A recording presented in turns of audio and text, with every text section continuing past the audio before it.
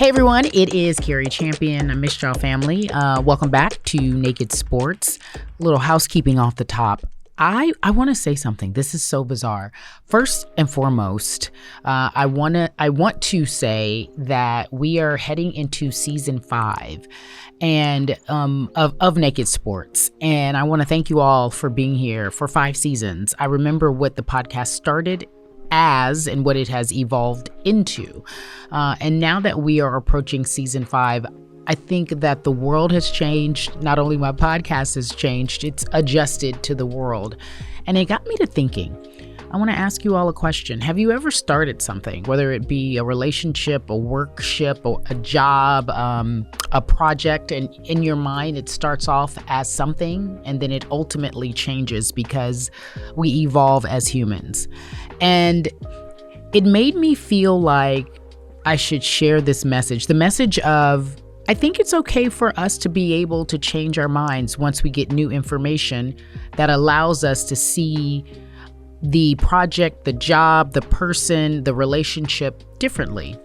Hopefully, the different is good, meaning if I'm in a relationship and I feel this way about a person, and then I get more information that helps me understand why the person behaves the way that they behave, that will allow me, I'm talking about me only, to have empathy. And so for Naked Sports, I started it off as just Naked. The idea of Naked was supposed to be me bearing it all, sharing my truth, interviewing people from different backgrounds who wanted to have very intimate and honest conversations. And the reality is that when people come on your podcast, they don't always want to have different conversations, and they don't always want to be intimate, and they don't always want to share all. You have to create an environment for that. And we started Naked in the pandemic, so you have to realize there was always this barrier. We were Zooming everything. Now Riverside, if you are a podcaster, everyone is a podcaster. But in that moment, we were telling stories without actually being in front of people and communicating in a way, for me, is old school, but also very tangible, that allows you to interact with people and see their reactions face to face and feel their body language and energy. We weren't doing that when we first started Naked.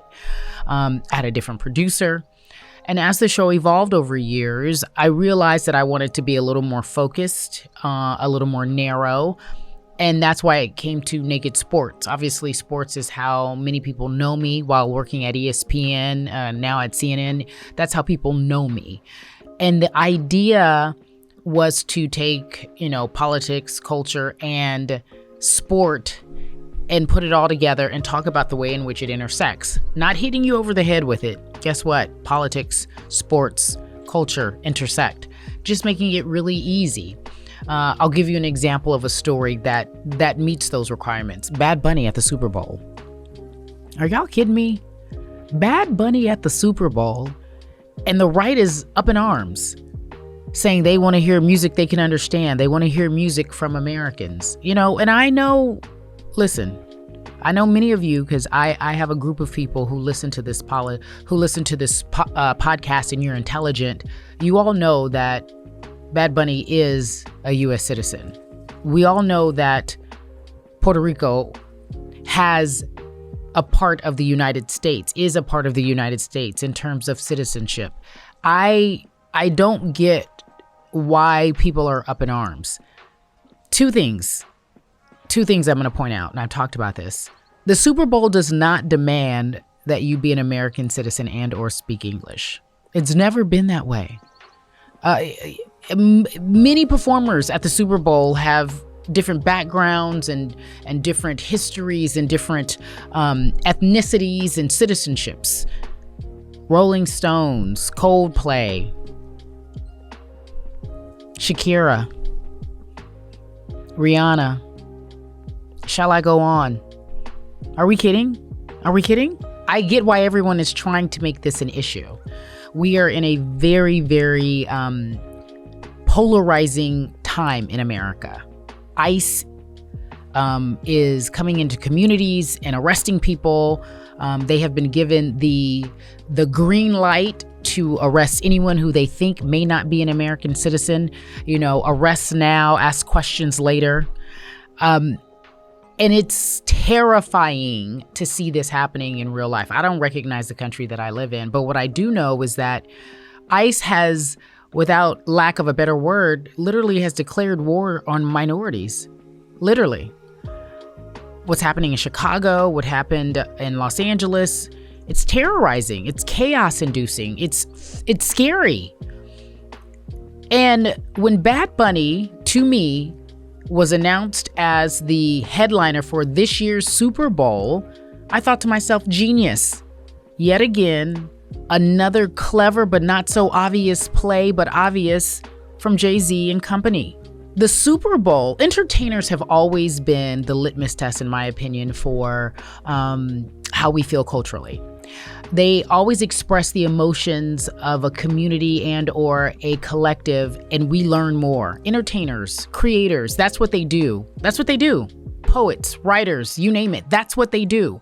They are the pulse of what's happening in the world, and they talk about it and they put it in a song and or a poem and or a book, and they let you decide if you are interested, if you understand it, if you agree. But there's a documentation that happens with creators. And so when Jay-Z and company said Bad Bunny would do it, I thought to myself, oh, this is genius, considering the world that we live in right now. This is genius because he is American citizen. This is genius because he's unapologetic about his heritage and his culture. He refused to tour in the United States because of ICE. He said, I do not want my fans harassed. I do not want the people who listen to my music to fear for their lives and or have to make a decision of, am I going to go listen to some music or will I end up in jail after I get done listening to music and deported back to some other country? The name of his residency, which was held in Puerto Rico, this, I believe it was a 1.5 month long residency, was like, I don't want to leave. I don't want to leave home. Y'all come to me. He invited the world to Puerto Rico. Come see what I do here. Come to where I call home. Understand my language, the food, the culture, the people. Hella people pulled up. Hella people pulled up. I was at an event the other day, and the head of Threads, if you're on Instagram and you follow Threads, the head of Threads, a man by the name of Connor Hayes, says to me and my family went to Puerto Rico to listen to to hear the concert, to attend the concert. We took our kids. We wanted them to be there. We were like, we should do it. This is important. I saw LeBron there in company. I saw tons of celebrities there. There were pictures of Penelope Cruz and her husband, Eva Longoria. There were so many different celebrities who showed up. Yes, I'll come.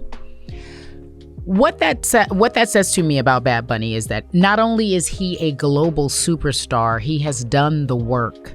He has done the work. So impressive.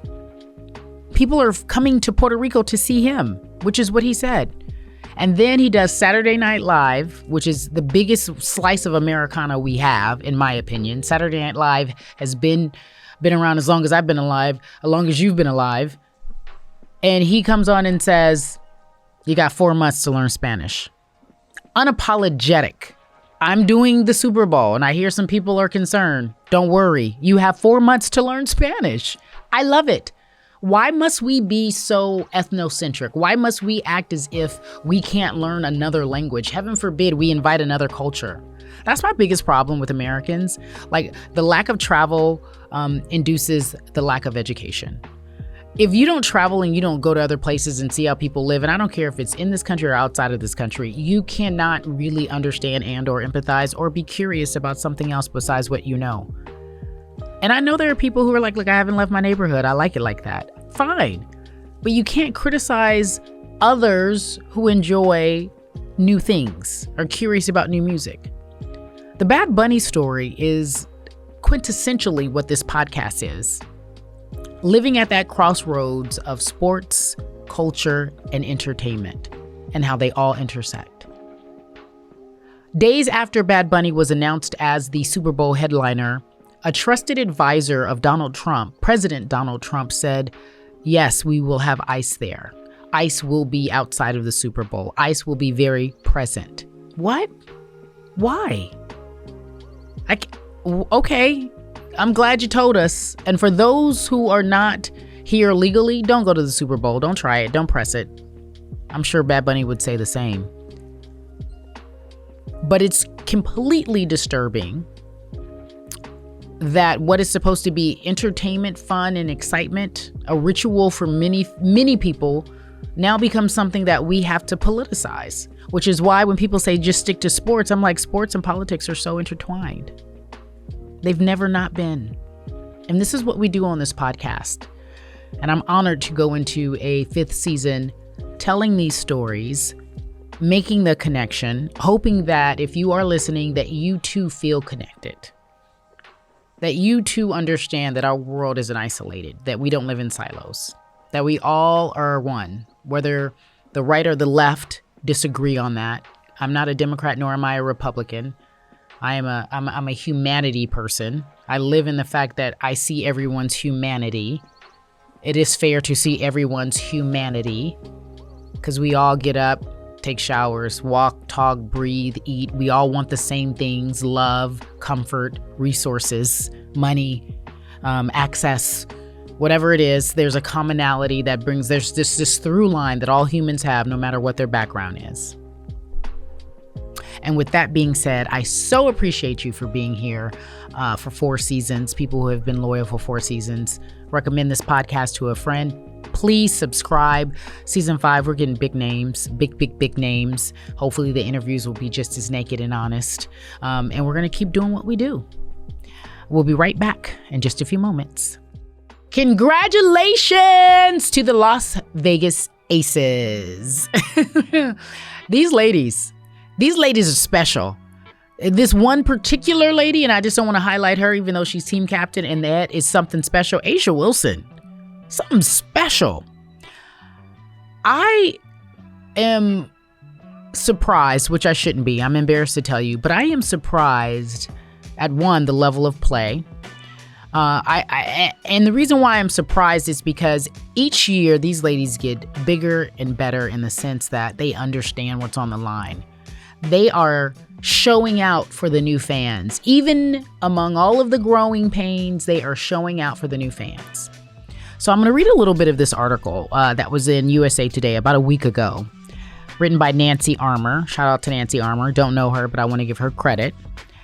And she pointed out something that I don't believe we know the history of. We know that we love the Aces, and we know that they were able to beat the Phoenix Mercury by, in straights 4, right? They just swept them. Bring out the broom.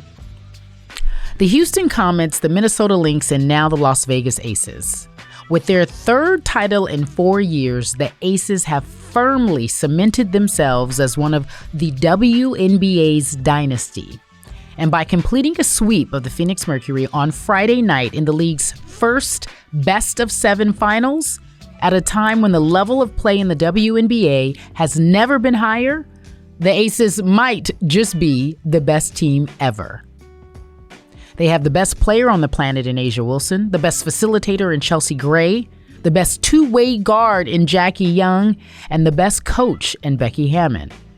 If you add in the bench, Jewel Lloyd and Dana Evans, you could say that these women will win several more titles.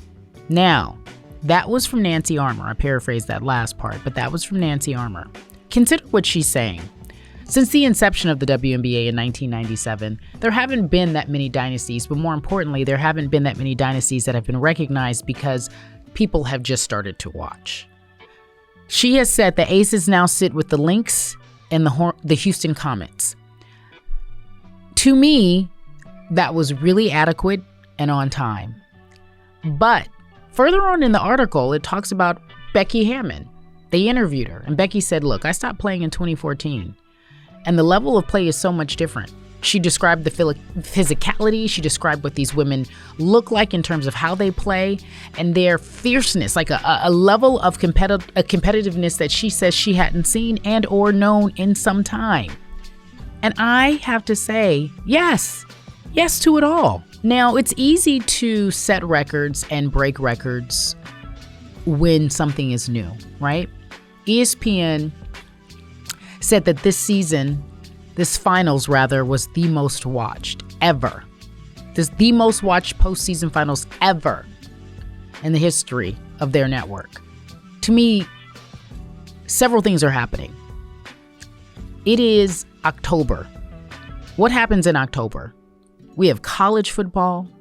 We have professional football. We have baseball. And you're telling me that the little old WNBA is doing what they're supposed to do and break records?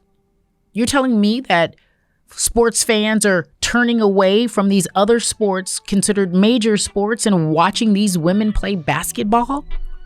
Ooh, I need you to sit with that for a minute. If that is true, right? Conceptually, if that is true, it means the fans are more loyal. It means the product is there and entertaining. And it means these women are playing for the love of basketball. All corny as it may be, love and basketball, you say it, but they are playing for the love of basketball because you know they don't make no money. A'ja Wilson talked about how before they went into All-Star break, how they were up and down, getting walloped by the Minnesota Lynx. At one point, they played 2 games against the Minnesota Lynx, which were considered their biggest rival. At one point, they lost by 50 some odd points. Another time, they lost by 30 some odd points. And I remember A'ja Wilson going off in the press conference. Take a listen. Okay, A'ja, I had to get a cheat sheet because you've made so much history. We can't keep updating it. You have become now the first player in WNBA or NBA history to win the scoring title, the MVP, the Defensive Player of the Year, and the Finals MVP. How did you keep ascending every step of the way for this championship run? Man, God is good. He's been working. I've always said he's been working on this team from the jump. And for us to be able to celebrate this is truly special. We worked our butts off to get to this point. And now it's time to have some fun. But I wish I could take this credit, but this is God working. This got nothing to do with me. This is not about X's and O's. This is from what's inside. And she also noted that most folks did not think that they would win. You know, that motivates a competitor more than anything. So take a listen to that. I mean, the future of the league is obviously in good hands. I think we've had a transformative year for years for us. And I think the biggest thing for us is continue just to work hard and get what we deserve and what we've earned. And we've been so vocal in that because that's just who we are. We're going to continue to be that way. But I'm blessed to be a part of a league that is so player forward. We're a unified front.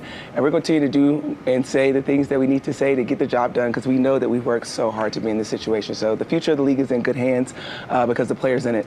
Yeah, because of the players in it. Again, I say congratulations to the Las Vegas Aces. Now, here is my hope. You know, when teams get really good and then they break apart, you know, I think of Kobe and Shaq. I mean, I tell you, those were the good years. And Eagles just could not get together. They broke up. Shaq went his way. He ended up winning a chip in Miami. Kobe stayed put and won his own thing with Pau Gasol. But I sure did love that duo. Name a better duo. You name a better duo. I can't. But the questions have been raised now that the Aces are at the top of their game and they are considered a dynasty, very similar to the Golden State Warriors, who also broke up, right?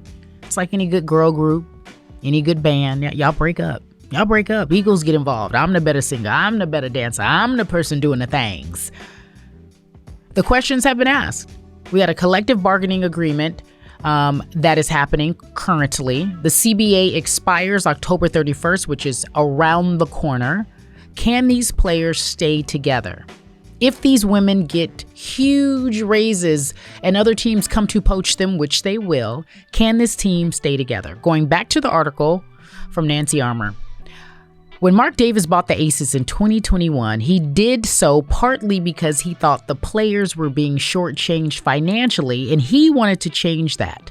Now that the players are about to cash in, referring to the CBA, Davis will be happy to pay the tab if it means keeping this dynasty going. His quote, "I'm going to keep everybody.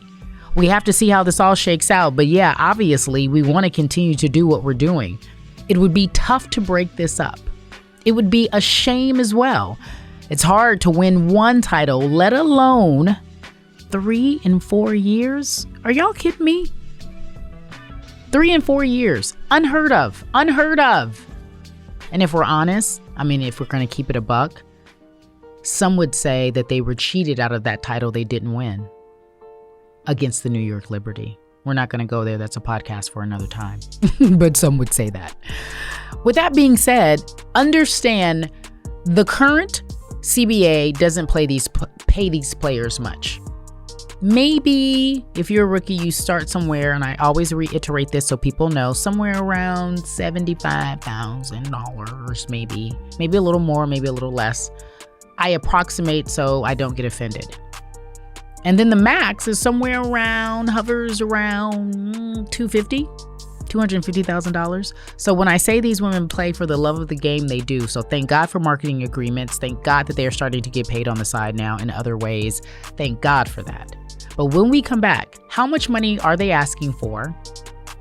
How do we get to this place where players are so frustrated with the leadership in the WNBA that they don't mind telling the truth in a press conference with receipts and say, how dare you if you think I'm lying? How dare you? I have the receipts. When we come back, what happened with Napheesa Collier? What is currently going on with this current CBA? And how much can these women expect to get paid? We'll be right back in just a few moments. The league has a buzzword that they've rolled out as talking points for the CBA as to why they can't pay the players what we're worth. That word is sustainability. But what's truly unsustainable is keeping a good product on the floor while allowing officials to lose control of games. Fans see it every night. Coaches, both winning and losing, point it out every night in pregame and postgame media. Yet leadership just issues fines and looks the other way. They ignore the issues that everyone inside the game is begging to be fixed. That is negligence. At Unrivaled this past February, I sat across from Kathy and asked how she planned to address the officiating issues in our league. Her response was, well, only the losers complain about the refs. I also asked how she planned to fix the fact that players like Caitlin, Angel, and Paige, who are clearly driving massive revenue for the league, are making so little for their first 4 years. Her response was, Caitlin should be grateful she makes $16 million off the court, because without the platform that the WNBA gives her, she wouldn't make anything. And in that same conversation, she told me players should be on their knees thanking their lucky stars for the media rights deal that I got them. That's a mentality driving our league from the top. We go to battle every day to protect a shield that doesn't value us. The league believes it succeeds despite its players, not because of them. That is Napheesa Collier of the Minnesota Lynx. She is now a household name. Memes have been created with her, suggesting that she basically is Kendrick and Kathy Engelbert, the commissioner of the WNBA, is Drake. No one will let that die. Drake can't get away from that. That's cold-blooded, man. Y'all can't let that man live. He acquiesced. He realized he lost the battle. He picked the wrong one. Kendrick had time.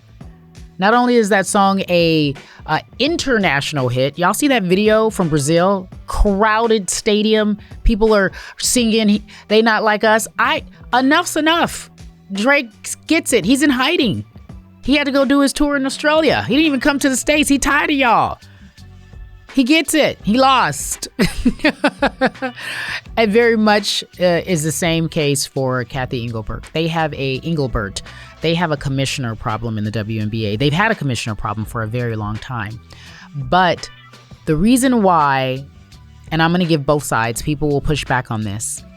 Kathy Engelbert came from Deloitte. She was a businesswoman in a top Forbes company. She played sports in college. She is savvy at what she does, good at what she does. She has overseen incredible growth and payment. The players now have chartered flights. They have a huge media rights deal that she was able to broker. They are expanding in an incredible way. And so many people could credit her for what is happening.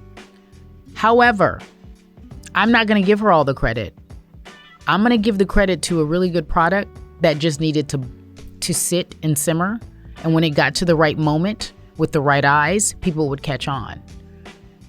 When the NBA as it currently is now first started, I always give this as a history. It took them about 25 years to really get going. The finals were on tape delay. And if it wasn't for somebody by the name of Magic Johnson and Larry Bird, they would have never gone live. They had to go live because people wanted to see the results and wanted to see these two players interact, a la Caitlin Clark and Angel Reese. So Kathy Engelbert not only did something special in overseeing this growth and its growing pains, she had the benefit of a Caitlin Clark. She had the benefit of an Angel Reese. She had the benefit of NIL and college athletes demanding more. And when those college athletes left college, they went to the WNBA and they demanded more again. And they brought their fans with them. And the fans demanded more. She is the recipient, in my opinion, of yes, good negotiations, but also good luck. Quite frankly. So when Nafisa Collier, who is well respected and also a part of the Players Union, says that we have the worst leadership in the world, she may not only be referring to that commissioner currently, Kathy Engelberg, but she's also talking about what they've been through over the years that she's been in the league. The WNBA and the WNBA Players Association are negotiating a new CBA, a new collective bargaining agreement. The current agreement expires October 31st, 2025, y'all. It's around the corner on Halloween. Here are the issues. Players want a larger share of league revenue, which they argue is growing significantly, and it is true. In contrast to the current fixed salary cap and modest increase structure that's already in play. If a new agreement isn't reached, a lockout or a work stoppage could delay or cancel the 2026 season. Beep, beep, beep, beep, beep, beep. Take a listen to Angel Reese. I think it's really important right now. Obviously, women's basketball is skyrocketing, and it's important for us to get what we want now, but not just now, but for the future as well. And it's really nice to have vets that may not be playing for 10 more years, but they are speaking for us because they know how important it is right now. So listen, now y'all not gonna want to hear this. Definitely not gonna want to hear this from me. For sure. I gotta be honest with you. If the players decide to walk away right now, it could be detrimental to the growth that they have experienced thus far. And I hate to have a scary house mentality. I do not. I'm thinking business-wise. I'm thinking momentum. When you have momentum and you stop, it's hard to find that same momentum that pushes you forward. I'm speaking from experience. I'm speaking from watching it happen in the past, from previous lockouts that happened in the NBA, where players who were projected to go, top 5 in the draft didn't get the money they were supposed to get because they were in a lockout, and then they had to wait, and then there were other players that were more exciting than them. It's happened. I don't believe a lockout is the answer. I really, truly don't. We hear players say Angel Reese, look, we're not afraid to walk away. They hope they better not get a lockout. Players are not afraid. These women are not afraid. That's also encouraging, right? Women are fearless. Very different than men. They really are, in the sense of, I really don't have anything to lose, so why not fight for what I have right now? That's the mentality a lot of these players have. Look, I'm making, how much money am I making? I make more salary-wise. I make more than in shooting a commercial than I do from my actual salary where I do my job. When I do my job, my real job, it pays me less than my marketing deal. It pays me less than the commercial that I just shot. It pays me less than my shoe deal. So why not go balls to the wall, right? Why not be like, yo, I'm gonna let it all hang out. Give us our money. And when you say give us our money, and this argument is far and wide. I have this argument with a lot of players. Draymond Green and I go back and forth. He's like, look, the league ain't making no money. True, the league is not a profitable league as of yet. Teams are valued, upwards of $300 to $400 to $500 million. But is the league turning a profit yet? No, it's not. But that does not mean the players should not benefit. There are plenty of businesses outside of the WNBA that aren't turning a profit. That don't mean you don't pay your employees. Your employees still got to get paid, and they should be paid their worth and their value. If you want to continue to watch this growth, this momentum, pay them. I don't, and this is for the men who listen to the podcast. I don't think the women should be getting $40 million a year like y'all. Like, come on, it's a truncated season. It's different. It doesn't have the same history, et cetera, et cetera, et cetera. But they do need to get paid.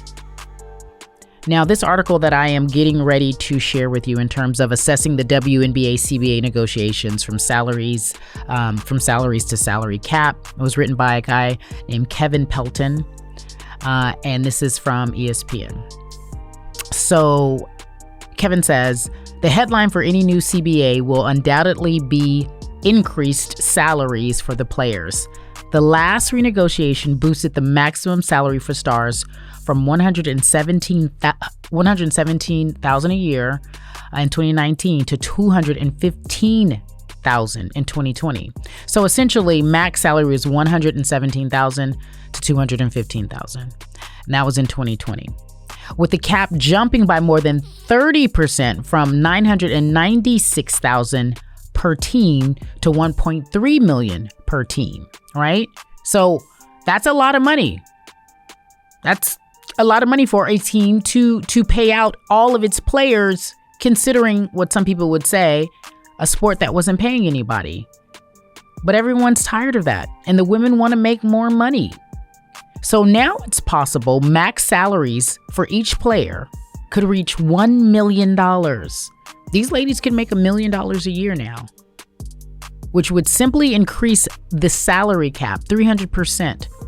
That means each team could possibly be spending $4 to $5 million per roster, right? $4 to $5 million in a roster. That doesn't seem like a lot of money to me. It really doesn't. You mean to tell me you have the Las Vegas Aces and 4 of their players are getting max salary, which is $1 million each? So that's $4 million. Well, what about the rest of the players, right? They don't get any money? That's why $1 million doesn't seem like a lot of money to me. It is a lot of money. Yes, it is.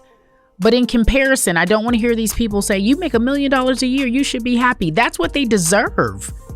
That's what these does Asia Wilson deserve $1 million a year? I think so. Does Stewie deserve $1 million a year? I think so. Does Caitlin Clark deserve $1 million a year? Does Angel Reese deserve $1 million a year? When I put it in those terms, it makes perfect sense. It really does. And that's what these players are asking for.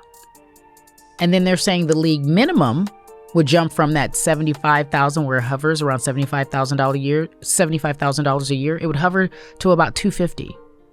So if I'm a rookie and I come into the league and I'm coming out of college and I make $250,000, I feel good. That feels fair to me. I like to see these women winning. The more money, the more power, the more access, the more that they are able to be more confident about who they are because they know their value. Now they're not making. You will never see what did Steph get? $250 million at one point. I don't know in my lifetime if I'll see a moment where women will be paid $250 million. And the reason why it's going to take some time is because they do not, I repeat, do not turn a profit the way that the NBA does. They will eventually, but give them what they're worth right now. At least give them some incentive to play harder, make more, create little WNBA stars who are at home watching them who want to grow up and say, Mommy, I want to be an NBA player, a WNBA player. That's what's happening right now. Little girls are watching them on television saying, I want to be a WNBA player. And I salute that. I really, truly salute that. We're getting ready. And a part of me, here comes the feminist in me. There's a part in my spirit that feels the reason why we get so much pushback and the reason why we hear so many people say they don't deserve more money, and they use the excuse of the WNBA isn't turning a profit, no one's watching, it's not the same, etc., insert whatever excuse you want, is because most people know once women know their worth and their power, they're really unstoppable. They turn into superheroes. And by that I mean they're advocates. They fight for what's right. They speak up. They're not afraid to say what's wrong. They want to change the world. Women just do that naturally. That's just who we are instinctively. That's that mothering spirit that God has given us to birth children, to raise them right, and to also see a better world for the children that we have. Like, it just happens that way. It just does. Whether you have children or not, we just lean that way. That's what women do. And they don't want to see these women have the power. That's what I think. I think silently, if you get inside someone's psyche, we give them all this money, they're going to have too much power. We ain't going to be able to shut them up, and they're going to think they run the world. Men think like that. They ain't going to tell you that out loud. But a lot of men do think like that, especially men in power. I'm not anti-man. I love my man, but I'm telling you.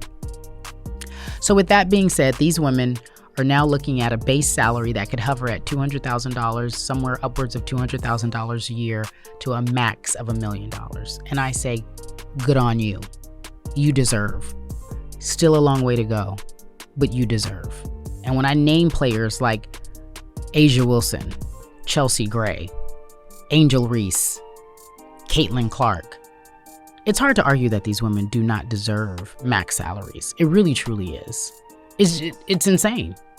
Yeah, Asia Wilson will go down as one of the greatest of all time. Not only in this actual sport of basketball, but as an athlete, because how superior she is. And if you tell me she retires and the most she ever made was $500,000, I want you to be appalled. I want you to be offended. We should pay for that greatness. When we come back, what is next for women's sports? I have a lot to say about that. Not a lot, but enough. Back in a moment. I'm Cari Champion, and welcome back to Athlos NYC. And what we're going to do for you right now is, I'm going to try to calm my nerves, Serena. I know I get to often interview you, but it's a highlight of the career. I was thinking this when you were giving Shelly Ann Fraser-Price her crown. I thought to myself, I wonder what it feels like for her to be in this moment. I'm curious, when Alexis came to you and said, I'm thinking of doing this one-of-a-kind invitational, and I really want to highlight track and field, what was your input and or suggestions? Well, I've learned don't doubt Alexis because he builds businesses and he makes it great. And so we've seen what he did with soccer and so many other people that he believed in and how it just changed their trajectory. And so when he told me about wanting to build something in track and field, I, of course, loved it. I supported it. And then I thought, wow, why hasn't this been done before? You know what I mean? But you know what? It's happening now, and that's okay, and better late than never. But these women, these athletes deserve this, and they've deserved this for years and years.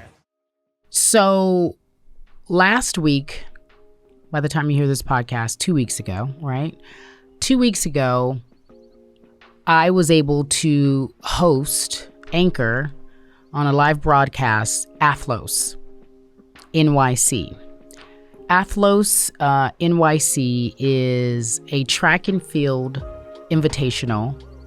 It's a live event that streamed on ESPN, aired on Ion Network, was streamed on YouTube and X and you name it. And the event is to highlight the women of track and field. It's sponsored and or created by Alexis Ohanian. He is Serena Williams' husband. And Alexis shared, he was on a media tour, a blitz, if you will, the reason why he came up with this idea and why he felt it was important to honor the women of track and field. Take a listen.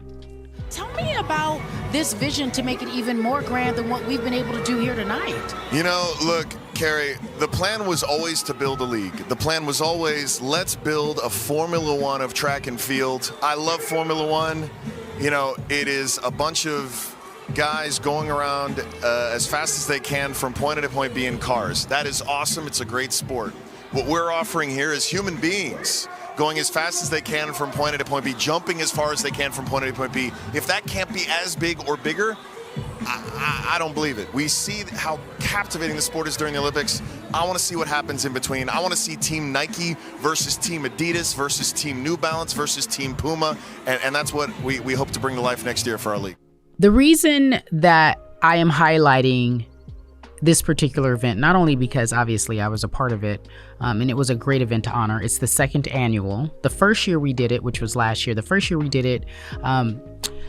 it was beautiful. Gabby Thomas was coming off of her Olympic year where she won 3 gold medals, and she was a superstar, and everyone wanted to have her attention, and she ran in the event and she won. and she got a big purse and a Tiffany crown. That's his thing. Each winner gets a Tiffany crown, literally from Tiffany. It's a crown, a big crown they place on your head.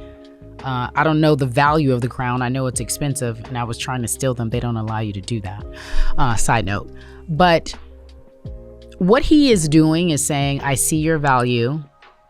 I think that you women of track and field should be honored year round, not just every 4 years when the Olympics come around.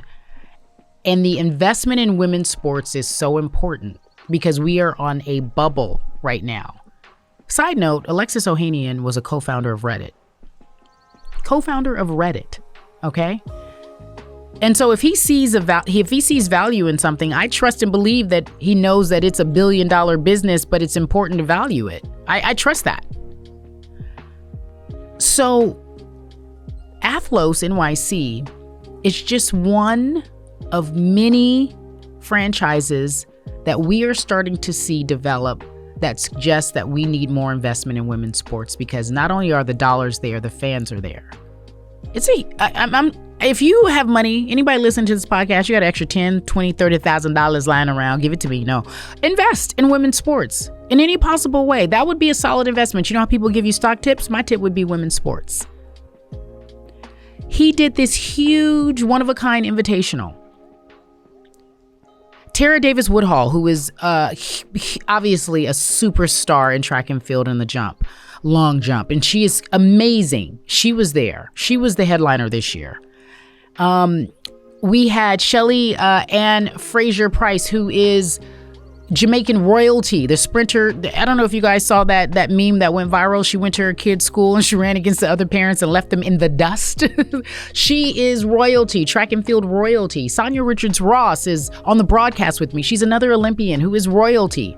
He put together an all-star event with people with big names, and he invited big players to come and sit and watch these women. And then he had Sierra perform. It was huge. I don't know how many millions of dollars he hasn't invested in this, but it's paying off because we are starting to see people talk about track and field in a way that we've never done before. The future of women's sports is huge. And there are people who will roll their eyes and be like, I'm tired of talking about women. It's boring. I don't care. That's fine. You're on a late train. You are on the late train. You're going to wish that you could have been like one of these owners who bought a WNBA team for $300,000 and now it's worth $15 million, upwards of $200 million. 15 is low evaluation, right? Can you imagine buying a team for $1 million and now it's worth however much, $500 million? I'm about to get the numbers for the New York Liberty because it's crazy. The story about the New York Liberty, just a side note, has been evaluated, cost in the beginning has been evaluated for so much. I mean, I don't know if it's 400 million now. But when the New York Liberty was actually purchased, they bought that for, oh my goodness, I'm not even going to put you the numbers on here. This is disgusting. This is disgusting to think how much they bought the New York Liberty for. 1 second here, just making sure I get it all right. The cost to purchase the New York Liberty in the beginning, not necessarily public, but the estimate was somewhere between $12 and $14 million when they bought the team in 2017. That's still a lot of money, right? To spend on a team and have an investment. But fast forward to 2025. How much is the New York Liberty worth now? How much is the New York Liberty worth now? I bought that team in 2017, and 8 years later, the team is worth $400 million. Tell me that's not an investment. Tell me that's not an investment.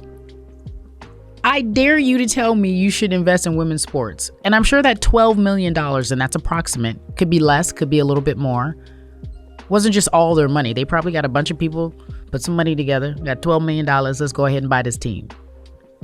8 years later, it's worth $400 million. That's what Alexis Ohanian is doing with track and field. He's investing in that sport. He has a vision to expand it. Now it's a once-a-year event held in New York. He wants to go to different cities and have different track and field teams with different Olympians so that these women can get paid, 1, and that they can also see their value, 2, and 3, he can expand the sport. He said his wife, I don't know if you ever heard of her, Serena Williams, as I said earlier, she was the first ever the first ever to make tennis a household name. Her and her sister made tennis a household name, much like Tiger made golf a household name. Meaning, I want to golf. I want to play tennis. Here in America. I'm talking about here in America. Yes, we've had our greats. We've had our Andre Agassi's. We've had our Pete Sampras's when it comes to tennis. We've had a lot of stars in tennis. But in terms of reach, changing the face of tennis, Serena and Venus, no questions asked. I'll fight you. I'll take your wig off and fight you. Tiger Woods. I remember it like it was yesterday. I was in high school. My teachers were watching golf in the lunchroom because this kid named Tiger Woods was unbelievable. And they let us sit up there and read a book until they came back to see if he was going to win the Open. Tiger Woods had my uncle playing golf. Uncle don't know how to play golf. Literally changing the face of golf. Making sure that everybody understands they too can be a part of it. And so when you marry someone like that, of course, and you have 2 little girls, of course you want to be involved in sports. And I say all that to say, we're going a very long way in women's sports. This whole podcast, I'm wrapping up the season 4 with this because I do understand that the future of women's sports is big and bright. We have a few question marks with the CBA agreement. I hope the women do not strike, but if they decide to lock out, that's their choice. But moving forward, understand that we are on an upward trajectory and what is happening is history. And if you don't stop and pay attention to it, you'll miss it. It'll pass you by. And it's so important. It's so important because as I started the podcast, sports is connected to politics, is connected to culture, is connected to entertainment. It's a through line. What happens on the court will eventually affect what happens off the court and how we live and how we move, especially for women. And if you're a man listening and you're like, I don't care, you have a daughter. You're gonna change your mind. Change your mind. You're gonna want her to have all the opportunities in the world and the respect in the world and not to be othered and seen just like everyone else and get fair chances. That happens when we start to respect women in every field. And it's happening right now. It's so exciting. It's so exciting. It's so exciting. It's so exciting. As a journalist, I'm honored. I'm honored to say I remember when. I remember when people talked about women's sports and it would be like the hottest 10 athletes. You know, a blonde chick who was like waif skinny, and everyone thought that she was it. No one talked about anyone's ability. It would be the top 10 hottest chicks in sports. Maybe every now and again, some athleticism was mixed in the conversation, but not all the time. Congratulations to these ladies who are doing the work. Congratulations to the fans who still support. Congratulations to you all for being a part of the conversation because we do need to have different dynamics. We really, truly do. I hope that you've enjoyed this season of Naked Sports. Please continue to subscribe. Please keep listening. That is the only way we can do what we do. I have to give many thanks to all of the guests who've been on this season. Everyone was my favorite. I can't even single out one. I want to give thanks to my producers, Dwayne, Jacquees. I want to give thanks to my engineer, Bahid, who sits here and hangs out with me all day. Peaceful, kind. And to the group, the special group that helped put together the making of a rivalry, where we documented Angel Reese and Caitlin Clark.